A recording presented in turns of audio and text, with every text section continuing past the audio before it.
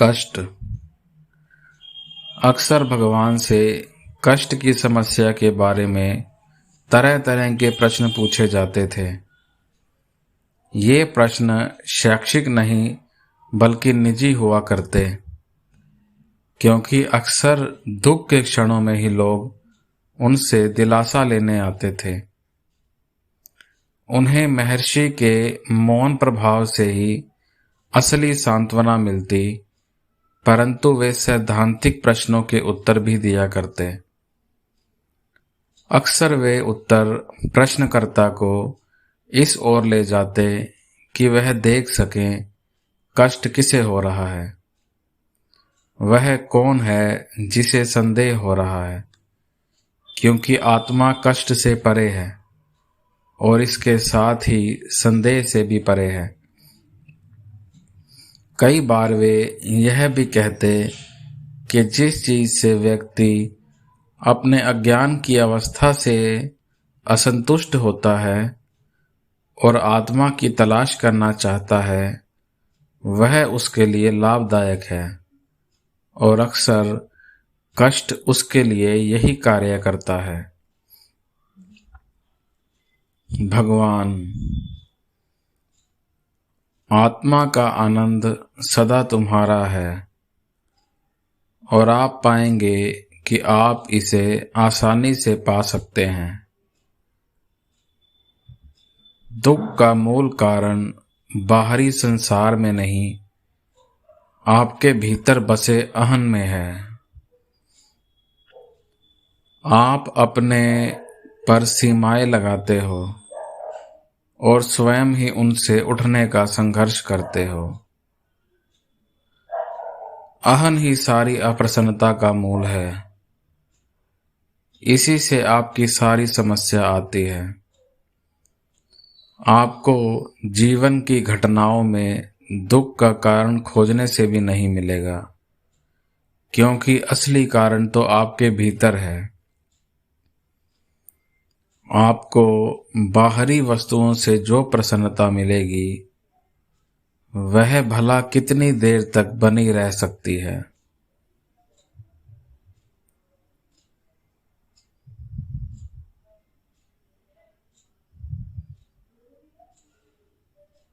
अगर आप अहं को नकार कर इसकी उपेक्षा करेंगे तो आप मुक्त हो सकेंगे।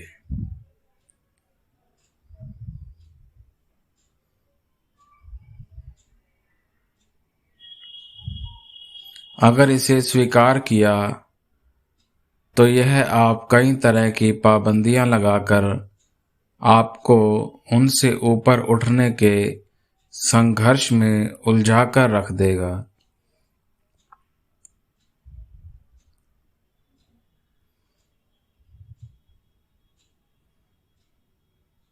आप जो हैं बस वही बने रहें।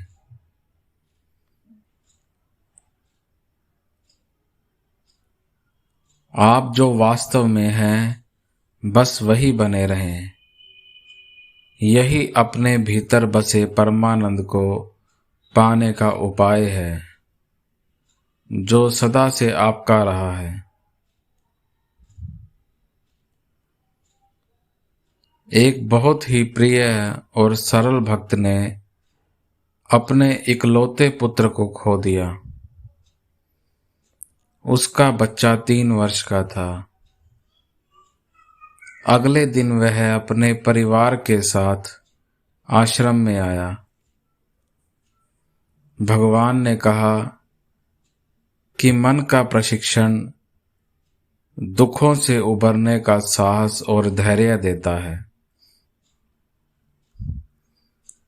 परंतु इकलौती संतान को खोने के दुख से बड़ा कोई दुख नहीं हो सकता। यह दुख तब तक रहता है जब तक कोई एक ठोस आकार रखता है।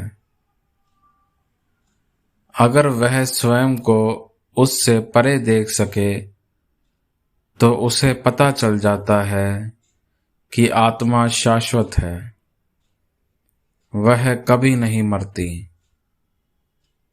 न तो जन्म है और न ही कोई मृत्यु। केवल शरीर का जन्म हुआ है और वह अहं की रचना है। अहं को शरीर के बिना नहीं जाना जा सकता, इसलिए उसकी पहचान शरीर से जोड़ी जाती है। केवल विचार ही महत्व रखता है। अब व्यक्ति को गंभीरता से विचार करने दे कि क्या वह गहरी नींद में अपने शरीर को जानता है। तब वह उसे जागी हुई अवस्था में क्यों महसूस करता है। नींद में शरीर का भान नहीं था, तब क्या आत्मा का अस्तित्व नहीं था। गहरी नींद में उसकी अवस्था क्या थी और इस जागी हुई अवस्था में वह कैसा है, इनमें क्या अंतर है। अहं उठता है और वही जागृति है। इसके साथ ही विचार पैदा होता है। अब यह पता करें कि ये विचार किसे आते हैं, ये कहाँ से आते हैं। ये सजग आत्मा से ही आ रहे होंगे। इस तरह अहं से छुटकारा पाने में मदद मिलती है। एक अनंत अस्तित्व का बोध हो पाता है। उस अवस्था में कोई व्यक्ति नहीं बल्कि शाश्वत जीव होता है। इस तरह दुख या मृत्यु का विचार नहीं रहता।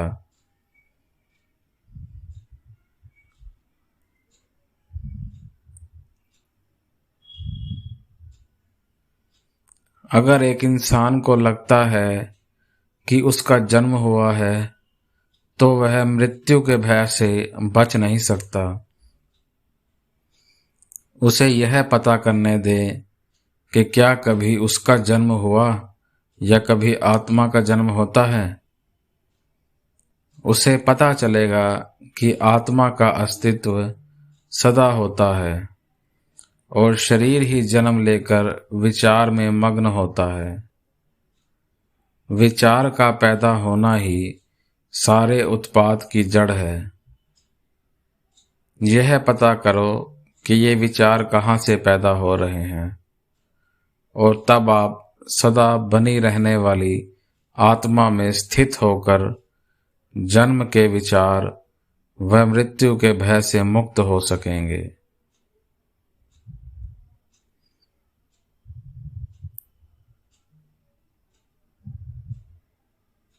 भक्त,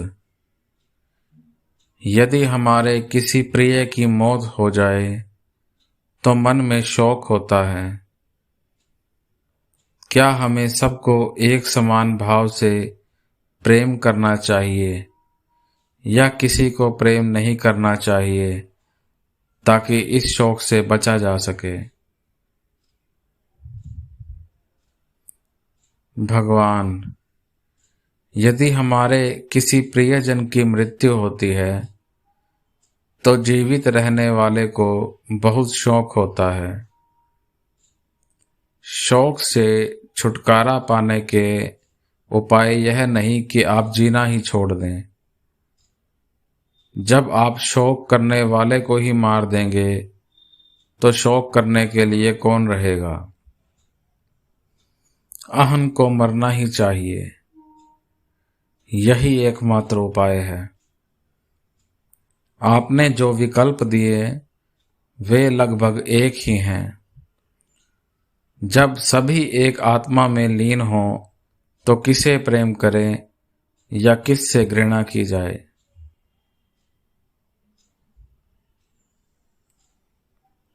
कई बार प्रश्न अनौपचारिक होते जिनमें किसी निजी त्रासदी के बारे में बात नहीं होती थी। उसमें अक्सर संसार के दुख व कष्टों पर चर्चा होती।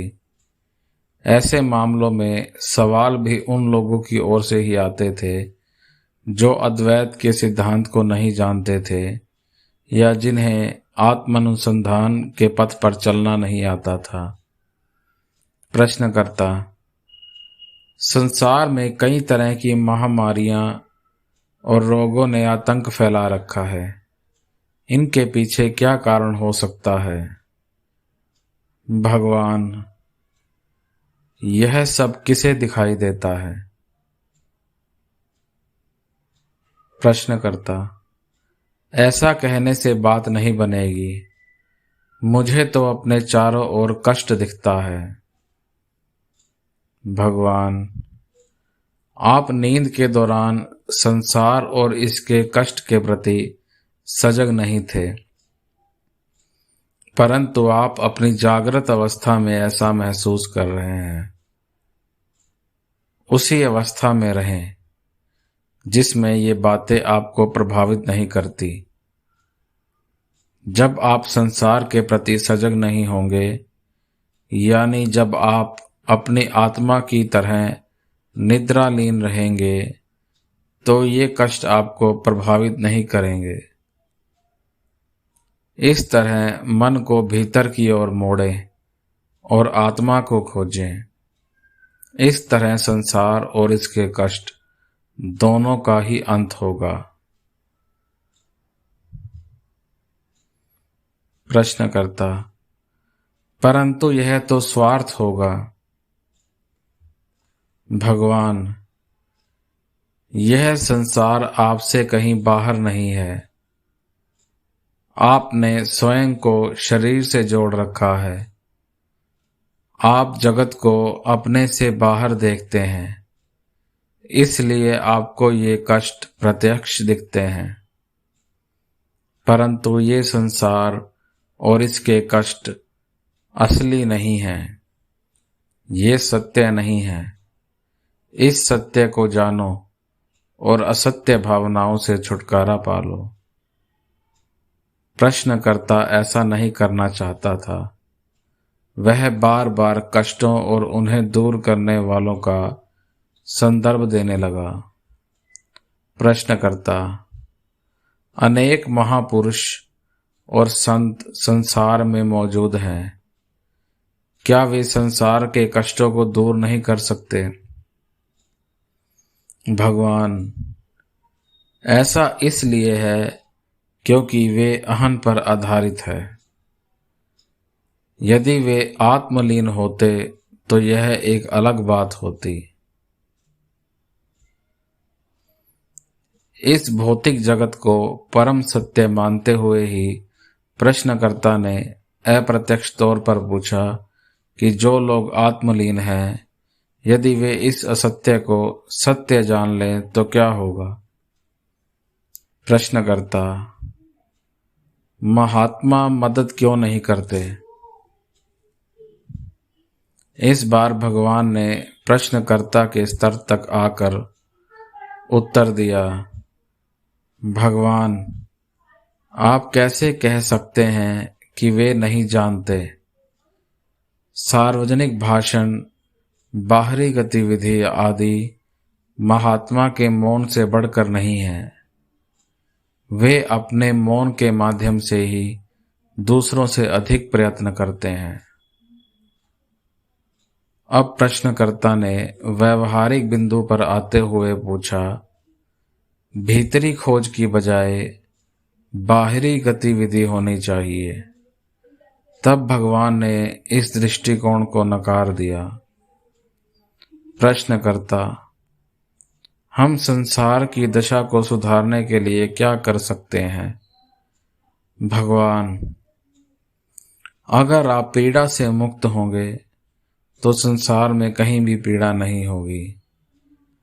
अब समस्या यह है कि आप संसार को अपने से परे देखते हुए सोच रहे हैं कि इसमें बहुत पीड़ा है, परंतु ये संसार और पीड़ा दोनों आपके भीतर हैं।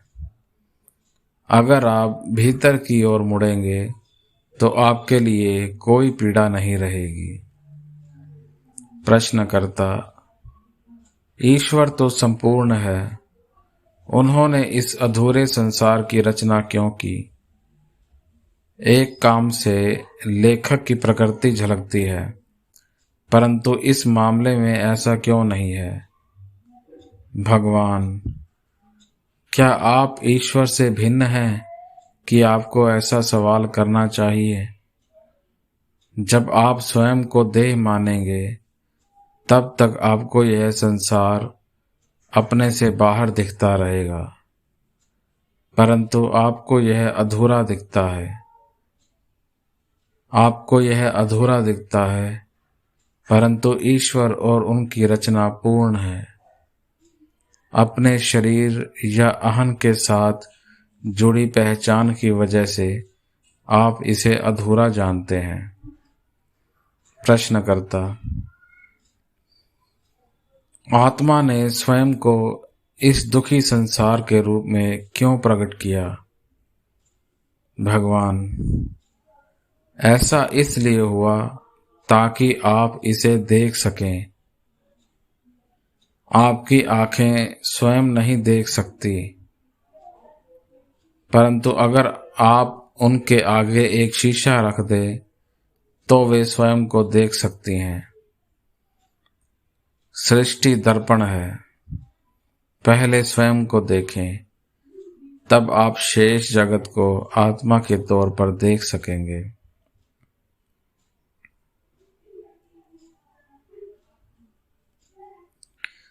प्रश्नकर्ता: तो क्या मुझे हमेशा पूरी तरह से अपने भीतर की ओर देखना चाहिए? भगवान: जी हाँ। प्रश्नकर्ता: क्या मुझे संसार को बिल्कुल नहीं देखना चाहिए? भगवान: आपको संसार की ओर से आंखें बंद करने को नहीं कहा जा रहा। आपको पहले स्वयं को आत्मा के तौर पर देखना है और फिर इस सारे संसार को आत्मा के तौर पर देखना है। अगर आप स्वयं को शरीर के तौर पर देखते हैं तो संसार बाहरी दिखेगा। अगर आप आत्मा हैं तो यह संसार आपको ब्रह्म के तौर पर दिखेगा।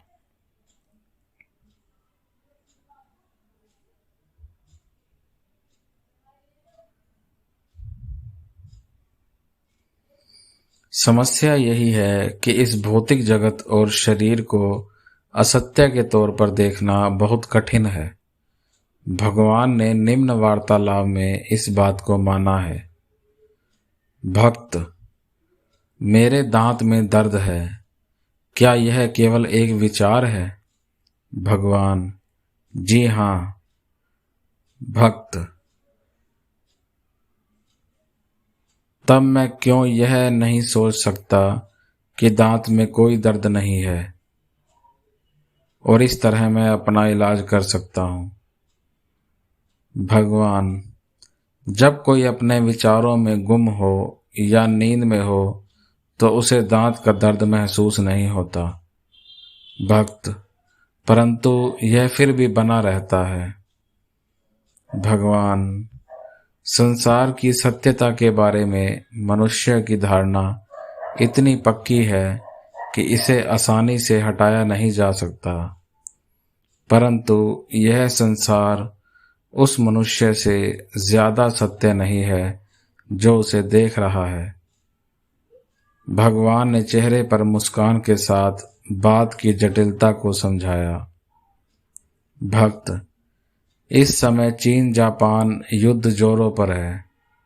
अगर ये केवल कल्पना में हो रहा है तो क्या श्री भगवान कल्पना कर सकते हैं कि ये नहीं हो रहा ताकि इस पर रोक लग सके? भगवान हंसते हुए: प्रश्नकर्ता के भगवान जिन्हें वह एक बाहरी जीव के तौर पर देख रहा है भी उसके चीन जापान युद्ध के विचार जितने ही सत्य हैं।